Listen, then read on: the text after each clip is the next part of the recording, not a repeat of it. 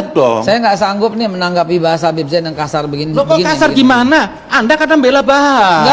Anda memperalat Habib. Anda mau jual Habib. Sudahlah. Anda jangan silat lidah. Saya tahu. Anda pernah ngatain keturunan Nabi itu kafir loh. Loh, aduh, itu fitnah. Loh, itu fitnah. Apa Anda bicara? Itu fitnah. Anak bapaknya Imam Ali kafir. Itu fitnah. Anda kita kembali ke konteks terlebih dulu. Kita tidak mengungkit itu soalnya. Kita tidak mengungkit pernyataan-pernyataan yang tidak terbukti. Itu ditulis enggak, itu ditulis Anda oleh bersilat seorang lidah. Anda mau jual Habib. Lu bagaimana menjual? Sudah. Kita tahan, Saya tahu Babe Anda. Haikal, Habib sih kita tahan, kita berikan. Kalau berpikir kita yang sudah saya ucapkan secara ausjubedil betul-betul objektif ya, itu harus dilihat dalam konteks fungsi agama. Saya memahaminya dari surat Al-Baqarah ayat 216, amanu, hajaru, jahadu. Ini tiga kesatuan yang nggak bisa-bisa. Keimanan itu harus dibuktikan dalam bentuk perubahan nilai menjadi hijrah. Hijrah nggak bakal tercapai kalau tidak ditopang oleh suasana jihad. Konstruk jihad itu ada dalam ajaran Islam. Sementara kalau diikutin dataran berpikir Habib Kribo ini ya nggak ada jihad-jihad lah, damai-damai aja dan lain sebagainya. Nah, itu Kedamaian kan juga jihad, Bang. jihad. Tapi Menciptakan kedamaian itu adalah bagian dari kan jihad. ahli filsafat ngerti. Saya hormat teman-teman. Bagaimana kok muncul kata damai kalau belum perang? Loh, ini saya sedang jihad ini. Perang lagi. dulu Loh, baru damai. Jihad tuh nggak harus pedang dong. Kapan Waduh. damai itu? Kok nggak level lah? Loh, Anda juga nggak level. Jangan sok-sok Anda merasa Islam. Nggak ada. Bergiliran, Bapak. Bergiliran. Kita ini bicara ini jihad. Bagian kita ngomong. Baik, Bang Egy, Kok nggak ngerti etika kok? Jadi oleh karena itu kita mau pakai konstruk damai tapi nggak pernah perang, ya nggak mungkin. Mesti perang dulu. Itulah konstruk jihad.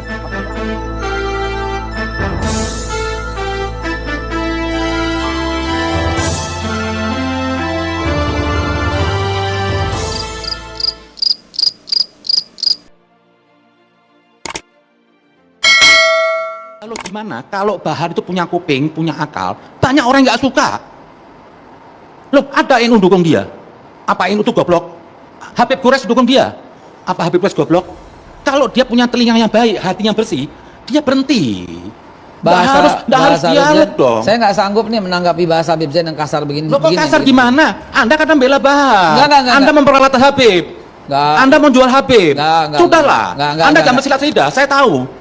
Anda pernah ngatain keturunan Nabi itu kafir loh. Loh, aduh, itu fitnah. Loh, itu fitnah. Apa Anda bicara? Itu fitnah. Anak bapaknya Imam Ali kafir. Itu fitnah. Anda Kita kembali ke konteks terlebih dulu. Kita tidak mengungkit sedikit soalnya. Kita tidak mengungkit pernyataan-pernyataan yang tidak terbukti. Itu ditulis enggak, itu ditulis Anda oleh seorang bersilat lidah. Anda mau jual Habib. Lu bagaimana menjual? Kita tahan, Saya tahu Babe Anda. Haikal, Habib sih kita tahan, kita berikan kesempatan ke Bapak Enggak, Islam. gini. Sendiri siapa Haikal Hasan? Anda sendiri siapa Rizik Sahab?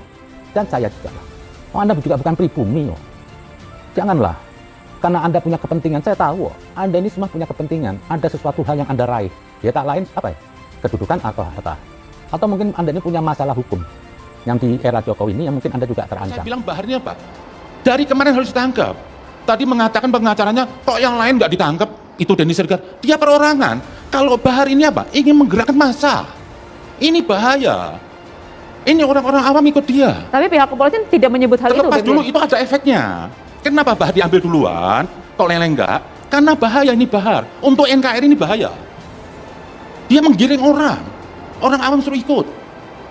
Jadi tidak salah. Harusnya bagi saya itu kemarin. Waktu dia melecehkan TNI itu, Bahar itu tangkap. Karena kalau sudah marwah TNI hilang, negeri ini habis.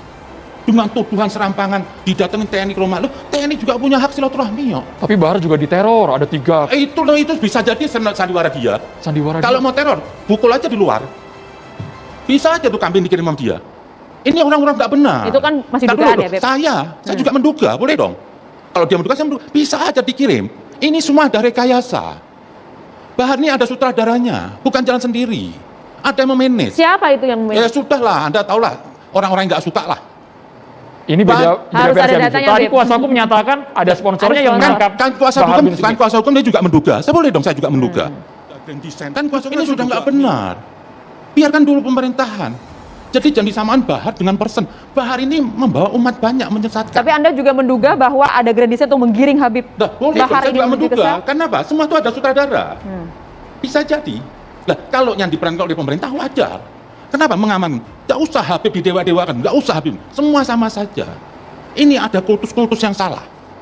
Tidak usah didewa. Lah, kenapa bahayanya Bahar ini? Karena orang awam ikut. Nanti dibumbuin nggak dapat syafaat. Menurut Anda proses hukum yang dijalani Habib Bahar ini apakah sudah sesuai prosedur atau ada kejanggalan? Sangat prosedur. Kalau bicara tadi Bahar bicara kata apa? Saya demi keadilan dan demokrasi, saya nggak takut. Loh, Anda nggak adil. Mana sih perjuangan Bahar yang Islami? Gebukin anak kecil, gebukin supir Grab. Oke, jadi tidak ada kejanggalan di sini ya. Kok teriak-teriak Islam? Jangan klaim-klaim Tuhan milik Anda. Ini yang bahaya. Kalau Bahar tuh bicara sendiri di kamarnya atau bicara sama Pak Hasan Hekal berdua, saya nggak gubris. Ini pembicaraan Baharnya apa? Bisa mengaruhi orang awam untuk makar. Ini kan sebenarnya adalah titik kuncinya kepada kesadaran. Saya juga berharap bahwa tidak semua persoalan yang berkaitan dengan agama ini harus diselesaikan dengan law enforcement sebenarnya. Tapi law enforcement bagaimanapun itu adalah salah satu instrumen untuk membangun kesadaran-kesadaran kognitif dari setiap penceramah maupun kepada umat. Kalau kemudian ini juga tidak menyadarkan, saya kira tindakan polisi untuk menangkap juga tidak ada salahnya. Kan di situ persoalannya. Bahar bin Smith ini pernah ditangkap dan dipenjara. Lalu sekarang dipenjara lagi. Titik kesadarannya di mana diharapkannya? Satu hal adalah saya terus terang figur-figur seperti Bahar bin Smith ini adalah figur favorit untuk tahun-tahun politik ke depan. Apalagi nanti tahun 2024. Guliran-guliran politisasi agama ini akan menggelembung besar dan tokoh yang akan diglorifikasi sudah pasti antara Rizik atau Bahar Smith. Ini akan menjadi tandem yang luar biasa untuk memporak-porandakan dan membangun sekat-sekat sosial politik di dalam kebangsaan kita. Apakah kemudian law enforcement ini menjadi suatu penyelesaian yang baku untuk menghindari agitasi-agitasi politik? Saya sangat setuju kalau kemudian nanti polisi akan melakukan restoratif justice misalnya. Saya lebih setuju untuk melakukan itu. Untuk apa? Supaya guliran-guliran caci maki kebencian ini berbasis agama ini tidak terjadi. Kalau berbicara atas nama agama, Abdurrahman bin Muljam yang memenggal leher Sayyidina Ali itu sampai dibakar hidup-hidup tetap tidak mengakui kesalahannya. Sampai dia mati tidak mau mengakui kesalahannya karena dia menganggap ini membela agama. Ini literaturnya komplit soal ini. Nah, kalau kita ingin mengharap kesadaran dari Bahar bin Smith dengan dipenjara, saya kira juga tidak akan menyelesaikan permasalahan. Tapi kenapa mahasiswa mengaitkan dengan politik? Kesannya kayak ini dipolitisasi Jangan kasusnya sampai ini jadi mahasiswa. pecah Itu kan belah kesan di yang bawah, bisa Mas timbul. Ilham, hati-hati. Sepanjang sejarah, kekerasan dan caci maki atau kebencian dalam agama itu ketika bersentuhan dengan politik. Karena apa? Karena setiap kejahatan yang menggunakan narasi agama itu akan selalu terlihat terhormat. Kita lihat sesama agama Islam membunuh Sayyidina Utsman, membunuh Sayyidina Ali, membunuh Sayyidina Husain, membunuh Sayyidina Hasan, dan pembunuhan-pembunuhan sesama orang Islam, perang Jamal, perang Siffin, perang Hurrah, perang Zat. Ini semua apa? Ketika bersentuhan dengan politik. Dengan politik membuat orang seperti orang mabuk. Dengan politik orang kemudian membuat jadi gila dan keluar dari postulat agama. Ini yang harus dibangun. Jadi intinya Anda melihat Bahar ditangkap supaya ada efek jerah, tidak lagi figur seperti Bahar. Seharusnya narasi-narasi kebencian seperti yang dilakukan oleh Bahar dan Rizik Syihab ini seharusnya itu timbul dari kesadaran mereka Oke. bahwa kalau agama ini dibangun dengan cara begitu, pada akhirnya orang tidak tertarik kepada agama, bos.